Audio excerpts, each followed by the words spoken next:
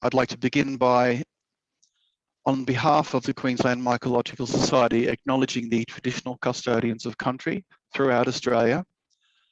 And we recognise the continuing connection to lands, waters, fungi, and communities. We pay our respect to Aboriginal and Torres Strait Islander cultures and to elders past, present, and emerging. As I'm speaking to you from the Sunshine Coast, I would like to acknowledge the Gubbi Gubbi people in particular, who are the traditional custodians of this land. Thank you, Casper, and welcome along. If you'd like to share your screen now, that'd be great. And we are go. Well, just to give you a bit of a background, I studied human resources back in South Africa, so I apologize for the accent. Studied human resources. The first job I got after studying was on a mushroom farm, and I just never left. I thought it was a good idea to do that until I find my real job, and I just stuck to it, and I've been doing it ever since. So I've grown, obviously, your button mushrooms, portobellos. I've also grown some oysters. I've grown in bags, in boxes, in trays. I've worked on also as a consultant, but I've worked with farms producing anything from a ton per week up until 150 tons a week. That's just a bit of my background. I'm just going to show you some of the activities that's involved with the mushroom. It's about a 62-day process from when you start your composting until you pick your first mushroom. So it's quite extensive farming, very intensive. Anyway, so you've got your composting process. Everything gets split up in weeks. So there's about a 3-week composting process, 21 days, and then a week of pasteurization. And then you've got, if you look at that picture right in the middle, that is called a spawn run. So you've got a 2-week after you pasteurize your compost, we add the spawn to it, and then it grows, the fungus or the mycelium grows into the straw-based compost. And then eventually we put a casing layer on, which is peat moss that we import from Europe. And then eventually, a couple of weeks later, our mushroom starts developing. So I'll go to the next slide, just to show you. As you can see on the right-hand side, that's the peat bags, those green and white bags. That's the peat moss. Interesting fact, peat moss is at least 1,000 years old. So most countries like Australia, for instance, and South Africa, I think even America, most states, you're not allowed to harvest peat anymore because it's nature's natural system for cleaning waterways. So it's the natural filter system. It's a fantastic filter system anyway. But Europe, especially Holland, there's still big volumes, and it actually suits them to take some of it out. So that gets imported from Holland, the one I'm using. It gets, as you can see on the left-hand side, there's trays there with compost. You can see sprinklers. We're actually adding water to it. And then 2 weeks later, you've got your flush sitting there. You can see the mushrooms, quite a few of them. The average growth, cultivating on a very simple system like this, is anything between 15 and 22, 25 kilograms per square meter per week, or per square meter in total. So it's quite a volume. And the more sophisticated your farm gets, you can push that up to 32, 35 kilos a square meter.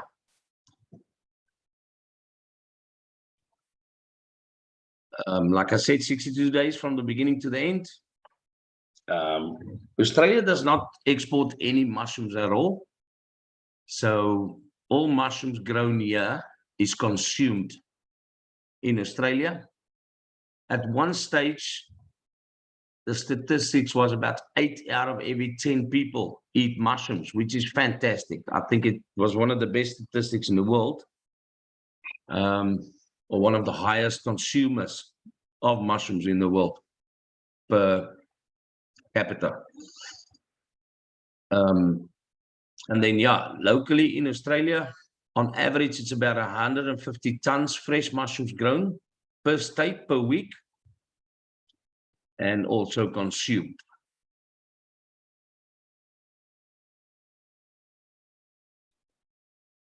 Just some interesting facts.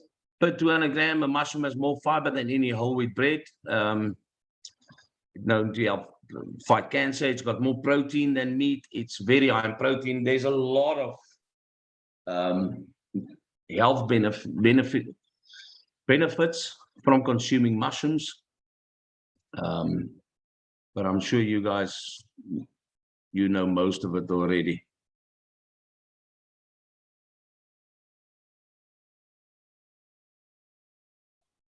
All right, so I'm just going to give you a basic run through of what we're doing. We are filling a compost that's 21 days to 28 days old. We are filling it into trays, as you can see. That compost gets tested, needs to be a certain moisture level. We are aiming for about 72% inbound moisture, up to 75%. I'm actually smelling that, not tasting it, but yeah, there's quite a lot I can tell of the smell, the ammonia levels. I need it to be at a certain ammonia level, and I get a lot of information of my composting process, of how well my composting was, by smelling it, squeezing it, the texture, the structure, all that gives me a lot of information. As you can see, we're leveling it into trays there. The trays has got little holes in, so that we can have gas exchange. During the pasteurization process, we need to be able to have air to flow freely around it. That gets stacked on top of each other. I'll go to the next slide. As you can see, we're filling there. Young gentlemen with forks. You can see the temperature coming from that compost. It goes up to about 75 to 80 degrees Celsius. And then we add some water to it to just make sure we got it to the right moisture level.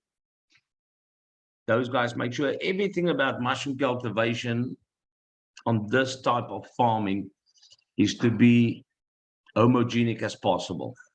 So the trays will be filled the same, very close to the same weight, same level, same moisture, so that by the end you get the same result. And then only, good or bad, you can make this, you can base your decisions on changes. If it's uneven, obviously you don't get the right information. May I ask a quick question? Yes. Casper? Lucian Theobald is asking, what is your what is the substrate made of? The compost. Substrate is made of wheat straw, a mixture of wheat straw, chicken manure, gypsum, and water. That's Wonderful, it. thank you. And the question I have for you at this stage is, why do you pasteurize your compost? Is it just one reason, or are there a multitude of reasons for pasteurizing your compost? Look, there's quite a few reasons, but to keep it as simple as possible, we can't sterilize a compost, because as soon as you sterilize something, all competitor molds, so all funguses in the air, which is right all around us, will thrive on anything that's sterile, as you guys know. So by pasteurizing it, we keep certain microorganisms still alive that I will go through the pasteurization temperatures and everything now, but it's a process that's been developed obviously over the last 100 years that eliminates microorganisms you don't need but it keeps certain microorganisms alive that we do need to convert that ammonia in the compost into protein in the end. So by the time, when it goes in like that, at that stage, it's on the screen right now, it's got a very strong smell of ammonia. Once it comes out of that pasteurization room a week later, it actually almost smells like a mushroom. It smells clean. There's no ammonia, traces of ammonia left. And then we know we can add the spawn. And those microorganisms during pasteurization, they did the trick for us.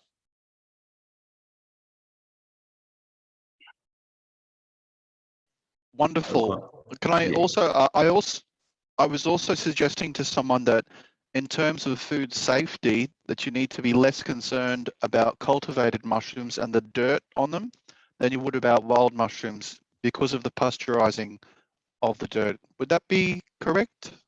That is correct. Definitely. I mean, I'll go through the temperatures now, but it's not just that the peat moss, the whole way mushrooms are cultivated, and you'll get a better picture as we go along. It's actually a very, very clean process.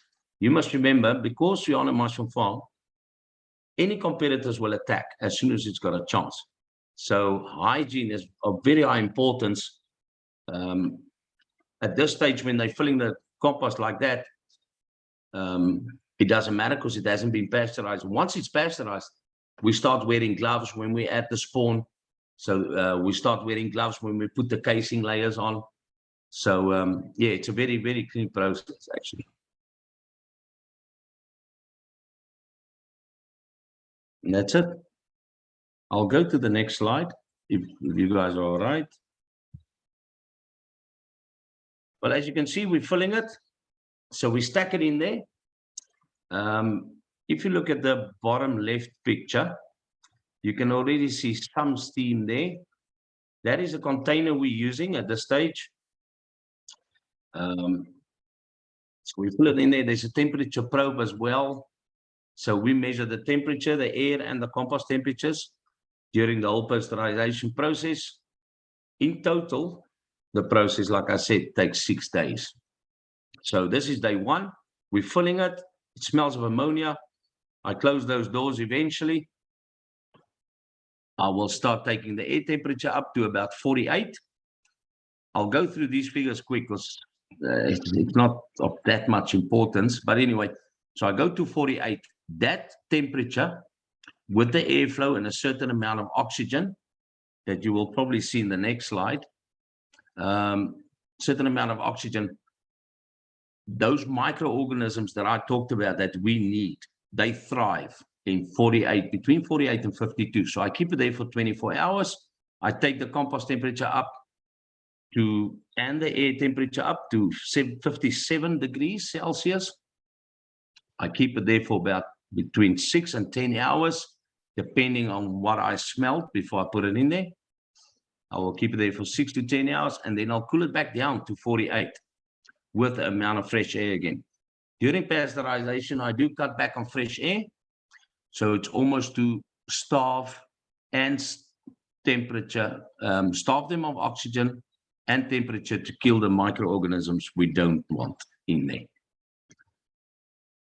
And then it will go to 48, 47, 46 over the next couple of days until we eventually cool it down with lots of fresh air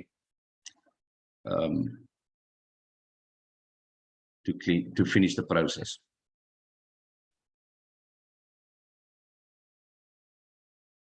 Okay.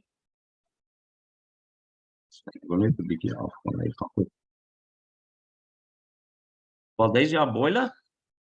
So it's the pasteurization is a certain amount of oxygen, airflow, and obviously live steam to clean the process. On the right-hand side picture, you can see silver ducting. The one comes out of the container, that's my return. It comes down. I've got fresh air towards this other, where this other fan is standing. I've got my fresh air setting there. As you can see, it's dampers that I can push open or closed, and then the air goes back into the container. that fan, that whole process, that recycling of the air continues for the whole week until that's eventually clean. And then we add the spawn. That is mushroom spawn. It gets made under extremely hygienic conditions. It's probably one of the most hygienic places I've visited in my life. It's very clean. Not anyone gets a chance to have a look at that process, but so they will cultivate. We buy the spawn in from Sylvan currently. It's a all French, semi-French and Australian-owned company in Australia, and they produce spawn for mushroom growers. People have grown their own spawn as well, but not successful for if you want to cultivate mushrooms on a big scale. There we're getting our trays ready, as you can see. So we've got pallets down, we've got our trays, we covered it with plastic at the bottom so that nothing can get to it. We fill those trays and then we cover it with plastic on top. That's to stop any dust particles from going into the very sensitive stage of spawn run. As you can see, there's little cuts there. That's just for gas exchange, the far right-hand side picture.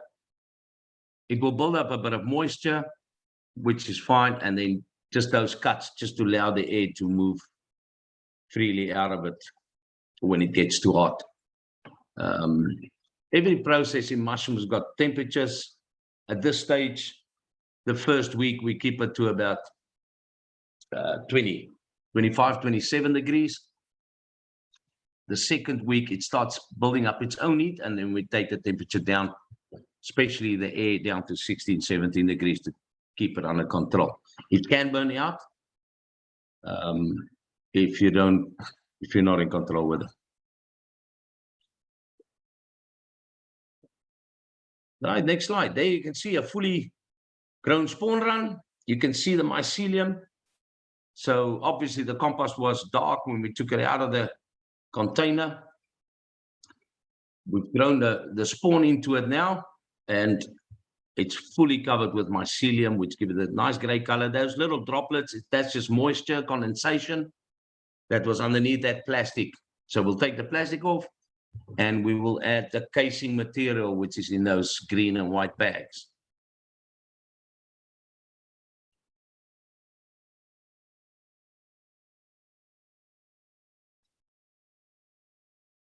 Yeah, those cuts, that's another picture of those cuts. That's for the CO2 and gas exchange. It builds up a lot of CO2, obviously, in there.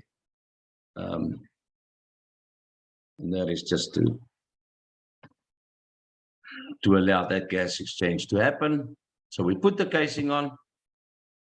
And like I said, if you look at the top right-hand side picture, that's when it just starts forming. You can see different size mushrooms there. You pick over about 4 or 5 days. So you will have, obviously, the bigger ones in the picture will be ready in 24 hours, and the ones next to it, 48 hours, and so on and so on. Yeah, just for interest. I mean, you guys know mushrooms, but those gills, for interest sake, if you take that mushroom, the open mushroom that you can see in the picture that Duan was holding there, if you cut that stem off and you put it on a white piece of paper and you put a salad bowl over it overnight, especially if you can get it when it's nice and pink like that, the next morning, if you pick that mushroom up, you will actually see the spores lying there on the white piece of paper. They are too small to see with the naked eye, but when you leave it on a paper like that, there's millions of them lying there. That's just for interest sake. And you can see, if you guys ever want to harvest spawn from a mushroom, it's from those gills. And you can harvest your own spawn like that.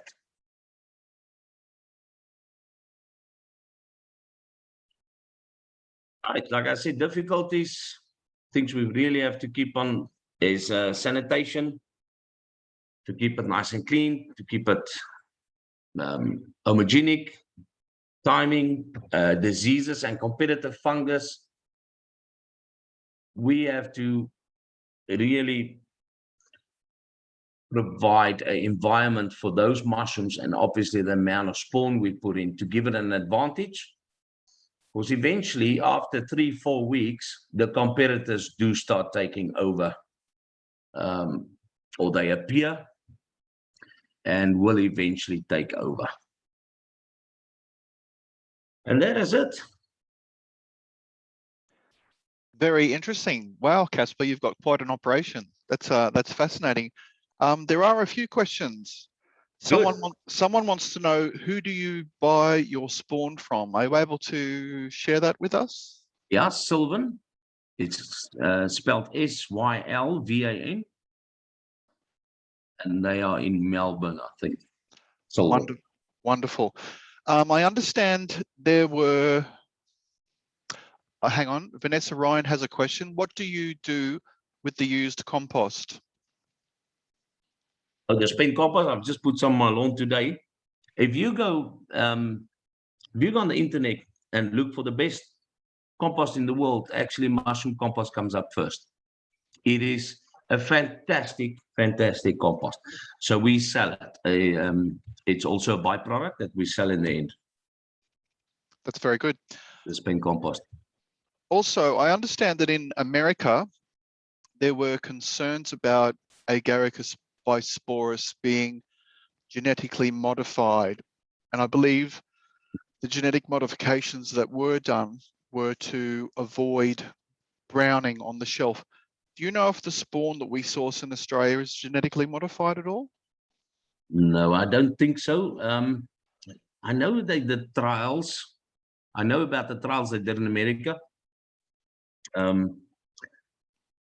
But no, they've got a mother plant. People like Sylvan, so they've got a couple of mother plants. There's different varieties. So you get A15, which give you a smaller mushroom. You get A30, which give you bigger mushrooms. So there's different varieties with different names, but it's just to give you sizing. Some pin easier, and the gas exchange is quick on some of them. But no, I don't know anything about that. People save it longer on the shelf. I know a lot of people. We are a chemical-free farm at the moment, and we're going to try and keep it there as long as possible. But I've known in the past people have done some weird stuff to try and keep it white.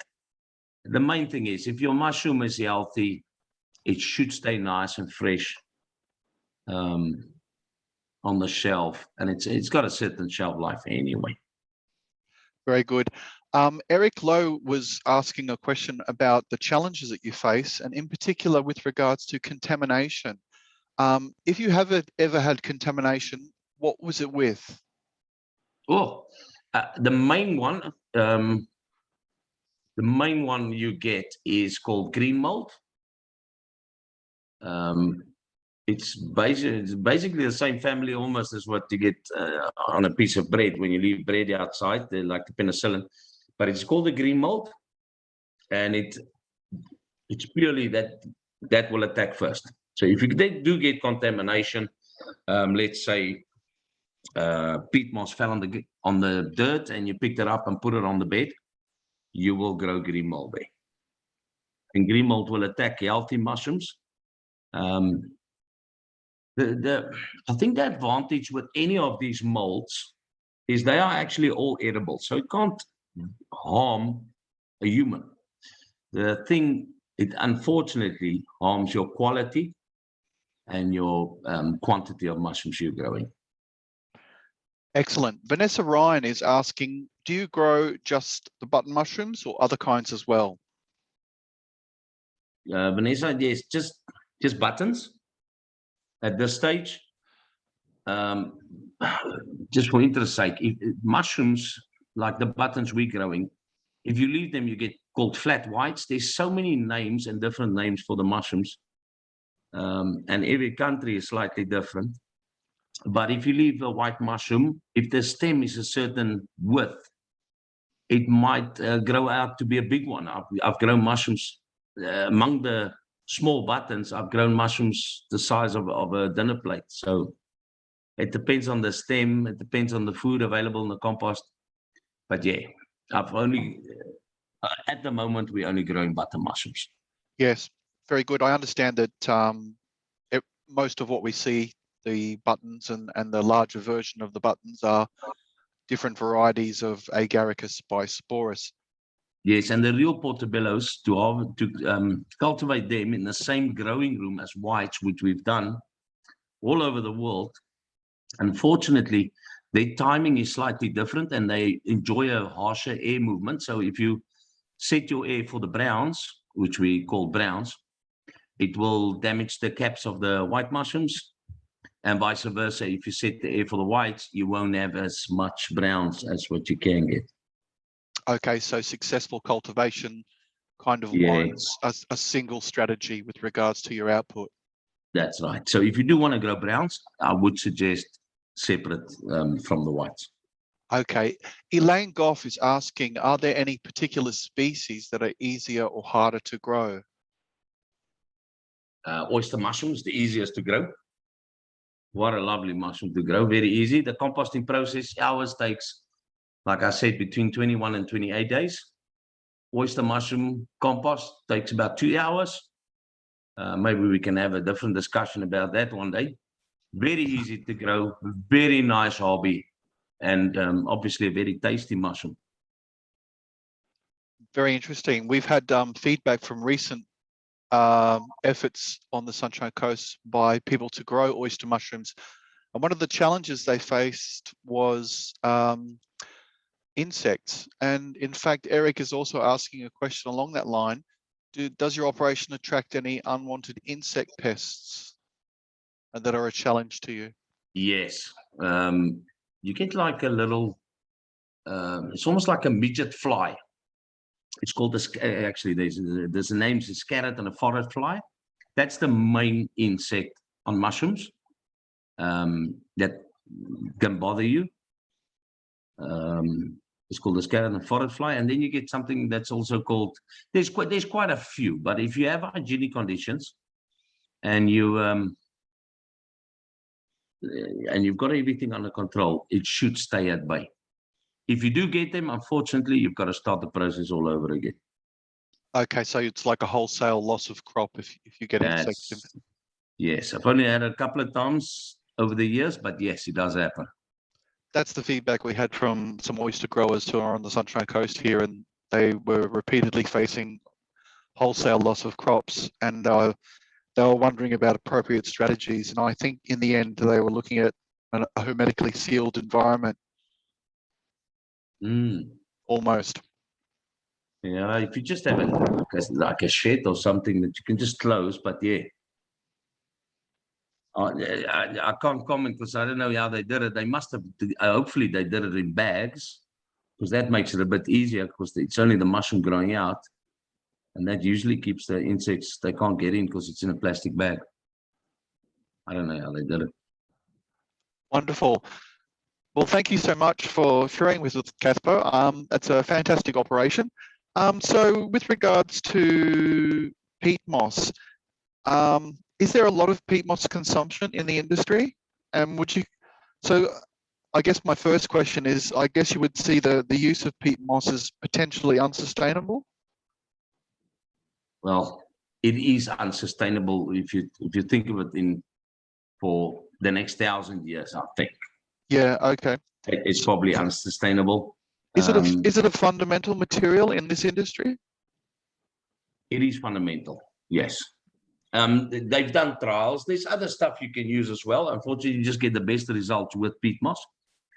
But there's also Russia, those places, they haven't even harvested their peat yet, and they've got peat, according to them, for 10,000 years. So, wow. Yeah.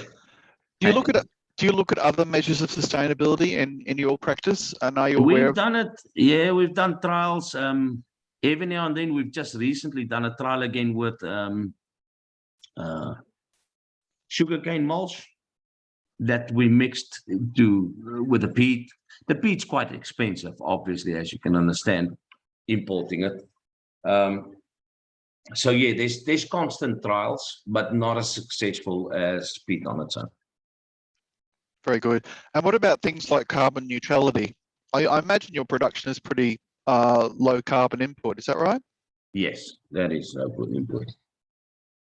Awesome. I can't give you the exact figures because we haven't done those trials over here yet. Very good. But we're getting there. And hopefully with our next chat. how achievable is an organic certification in this industry? Is it easy, do you think, or is it a difficult thing to get?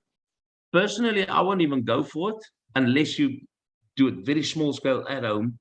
And I'll tell you why, because we wanted to get it not over here, but I've done it previously about 10 years ago in WA. The problem is to be really you can get it, but to be truly organic certified, every single material you use must not contain any chemicals. And there's no way that you can get chicken manure or straw at such a scale that's got no chemicals in it. Unfortunately, it's impossible. Very good. Who buys your mushrooms? Chemical free, yes, chemical free, that we are doing that. Very good. Vanessa is asking, who buys your mushrooms? Mostly at this stage, the organic little fruit and veg shops, especially next to the freeway or next to the main roads. We are very popular with them due to the fact that we're not using any chemicals and we still produce a very good quality mushroom. Wonderful. Here's an opportunity to promote your business. Can people buy from you directly, or will they only ever buy from a retailer? I'm going to discuss that with Duan. He asked me as well, if you guys don't mind. And then I'm sure he'll get back to you guys on that one. All right, no worries. Please let us know, because you'll probably have a bunch of mycophages turning up on your doorstep asking. Yeah, hopefully I can send a couple of boxes with to your next when you guys meet in person again next time. All right, Eric is also curious about the predictability of your yields. He's asking, have you had any yields that have surprised you, or with the consistency you mentioned, is it very predictable? It can be quite predictable, especially, believe it or not, but during the seasons. So change of season from winter to summer or summer to it's best yields, and then midsummer, midwinter, the yields are down. But yes, it's quite predictable. Once you've got everything in place, then it's quite predictable. Wonderful. Does anyone else have any other questions that they would like to put into the chat bar, or feel free to unmute if you would like to speak? I think we've touched on most of the questions. Great. Okay, so if there are no further questions, I'd like to say thank you very much, Casper, for sharing with us and for your generosity with your knowledge in the industry. It's been fascinating. A core of our members are very interested not only in sourcing wild edibles, but also cultivating their own fungi. So you've spoken to that core membership, and I thank you for that. Thank you. Fran is going to talk to us about a recent survey she did of members, and I'll hand over to her now. Good to be with everybody again. And I want to say a big thank you to the people who replied to the questionnaire. It's interesting because our society now has almost 200 members, and we keep getting new members. And sometimes I think, why are so many people getting interested in fungi? And maybe we could find out and know if we are catering to people's needs or what they want to know in the society, and are there some more people who can actually help us, because it's usually just a very small group who do all the work in the society. That's common with most community groups, but nevertheless sometimes people are just waiting to be asked. So out of nearly 200 members, we had 30 responses. And this is how are we going to move? Are we moving? No. Right arrow. Yeah, I'll try this one. There we are. So in the questionnaire, I said, you know, what do you want out of the society? And there was a really common theme that lots and lots of people said they really wanted to connect with other people interested in fungi for all sorts of reasons. And that connecting comes through in just about everything that people say about both what they want and what they can offer. And number one, David, you'll be pleased to know, is the Queensland Mycologist, the newsletter. It was rated very highly among our respondees, and particularly for the people who aren't in Brisbane and who can't get to meetings regularly or on forays. They really do appreciate being able to read things, and that's why it is good for some people to write up the forays and things that they've learned at the meetings, because it means then that other people can share those too. So my question or challenge is, if you can think of interesting fungi that you've seen or anything you've learned about fungi, and write a short article. It doesn't have to be a massive paper. And people can help you if you've got an idea, but you're not sure if it's worth writing up. So that's the first thing about the society that people responded to.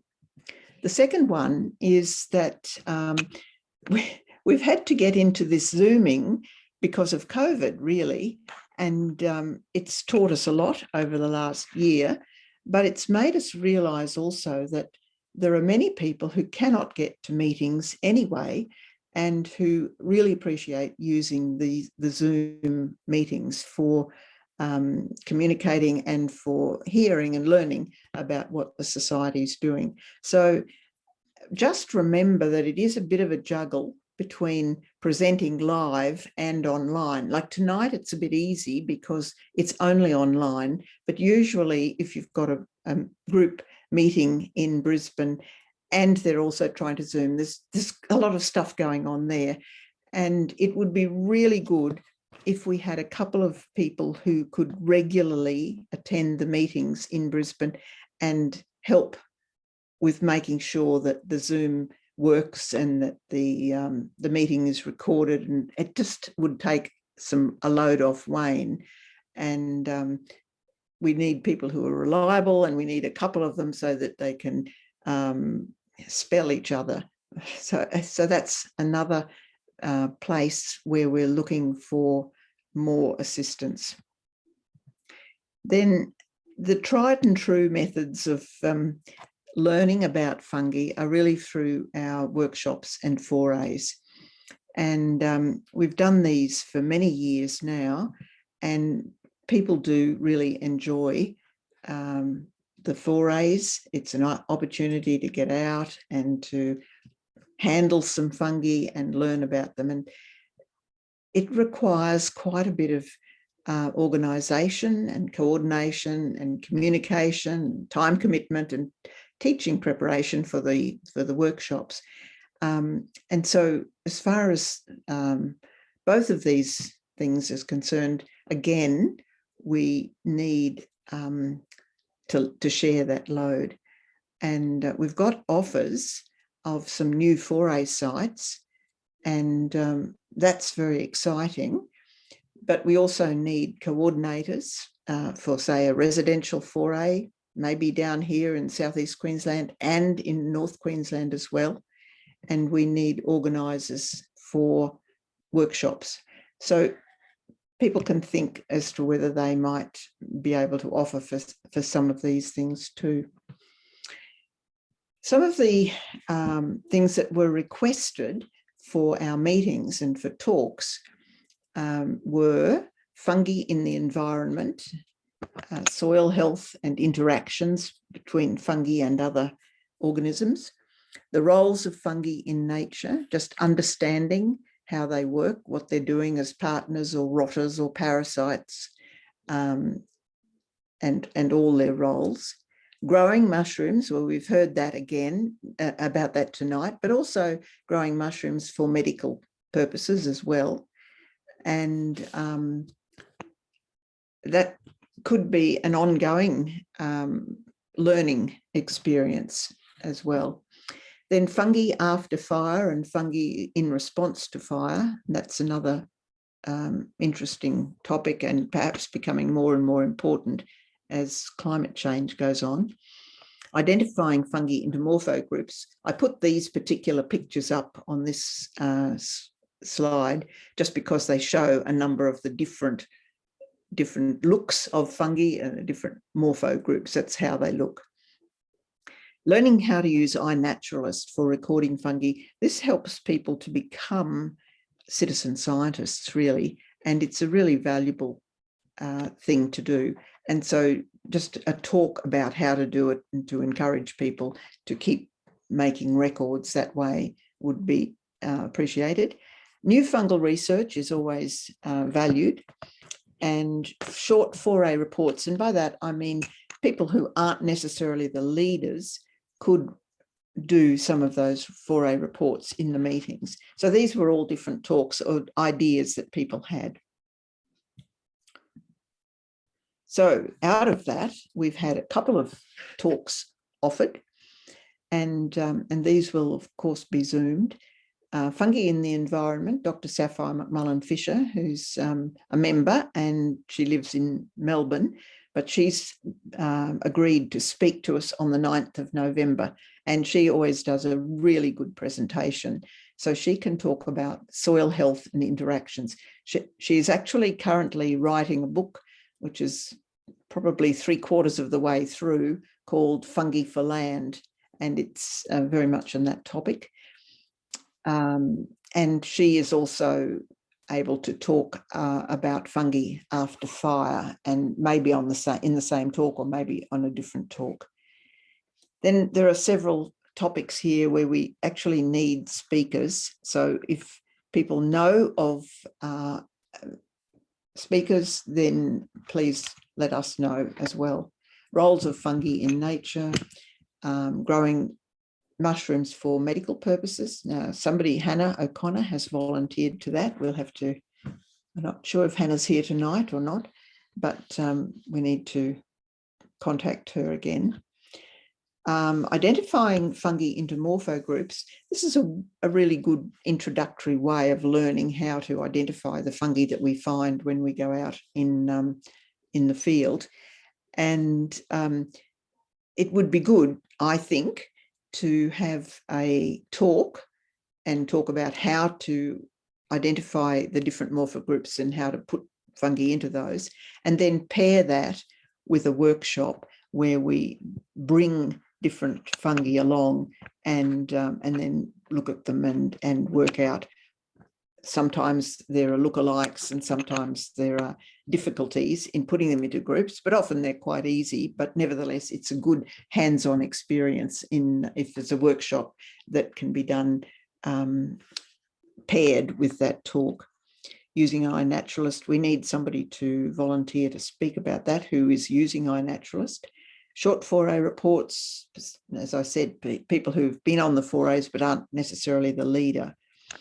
And new fungal research, there's lots of possibilities there. And because we use Zoom, we're not limited by them having to be in Brisbane.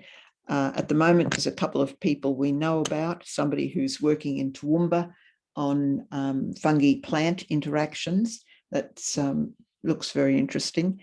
And Louise Shuey, who is studying Phytophthora that's causing bunya dieback up in the Bunya Mountains. So they're just a couple of research topics, and I'm sure they're interesting for most people. Then we have workshops, and workshops are really good hands-on connecting people type things, but they're not really suitable for being Zoomed, and that's fine. We don't have to Zoom everything. Collecting for the herbarium is something that we need to run as a workshop probably every year so that more people can learn just how to do it and become collectors for the society. Identifying morpher groups, as I said, using microscopy for identification. There's a few people who've got microscopes, but who don't get to use them very much because they're not quite sure how to. And that's more of an advanced one, could be quite a small workshop, but good for people who really want to be involved in that. We did a workshop once a few years ago on using spore prints for identification, because the colour of the spore print can be quite specific for different groups. And if you know what colour the spore print is, you can say, oh, well, it's this or this or this genus. It's certainly not 50 or 60 other ones. So there's a lot of interesting things that you can learn from spore prints. That's a good fun one.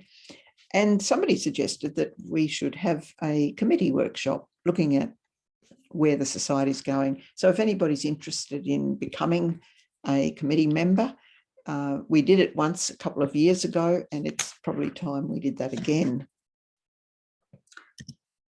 Now, come on. So these were the forays that were offered in the response.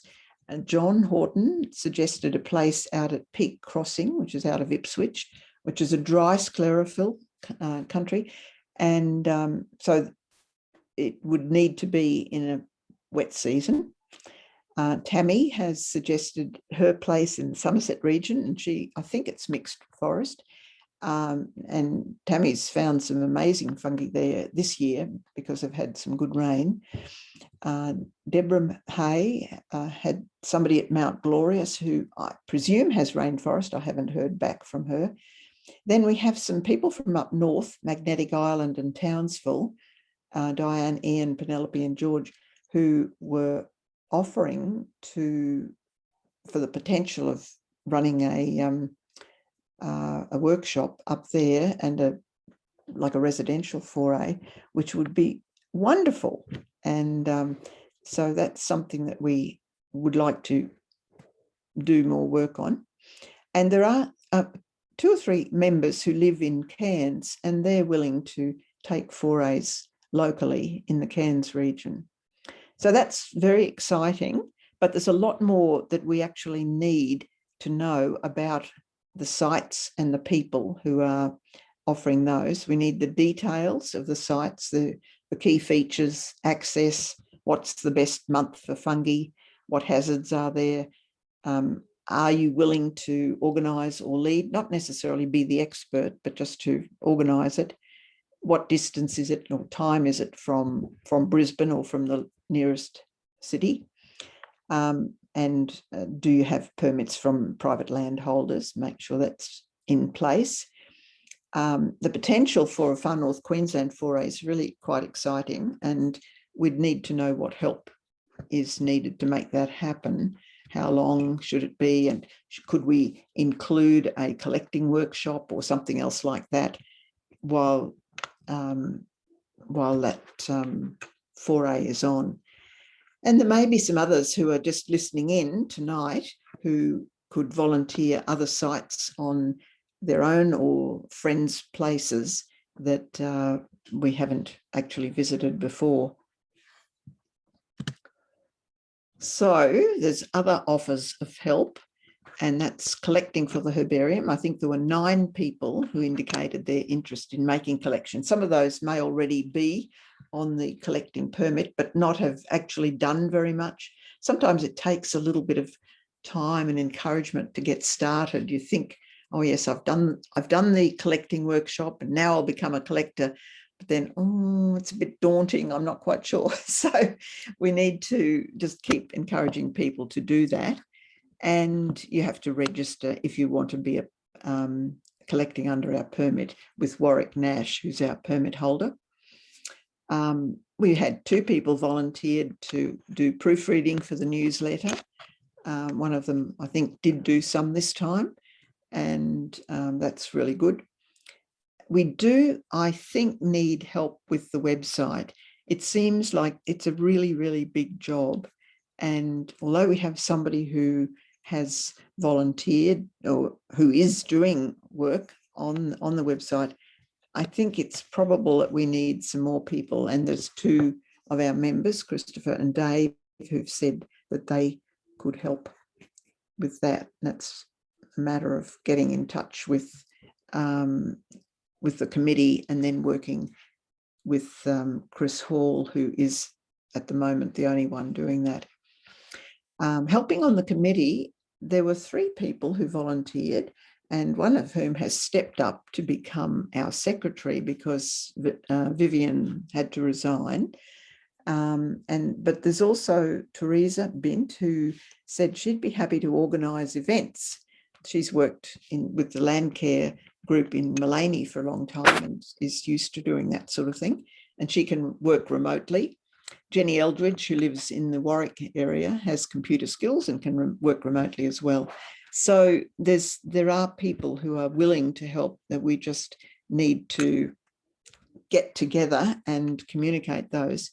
I've put this thing on the bottom about the website, because that really is one of the main ways we have of connecting with people, and keeping it up to date is so important for a society, that people can go to the website and know that they'll have up-to-date material there, because otherwise it's sort of like, oh, what is this society doing? So that's where we really need some help. And I think that's the end of the show. And now we need to have some time to ask questions, or for people to say they can do more stuff or whatever. And thank you, Fran. Yep. Wonderful stuff. Terrific feedback, and terrific feedback from everyone. Thank you for all of those who responded. Thank you, everyone, tonight. Thank you, Fran. Thank you, Casper Fritz, for speaking to us. I really enjoyed your talk.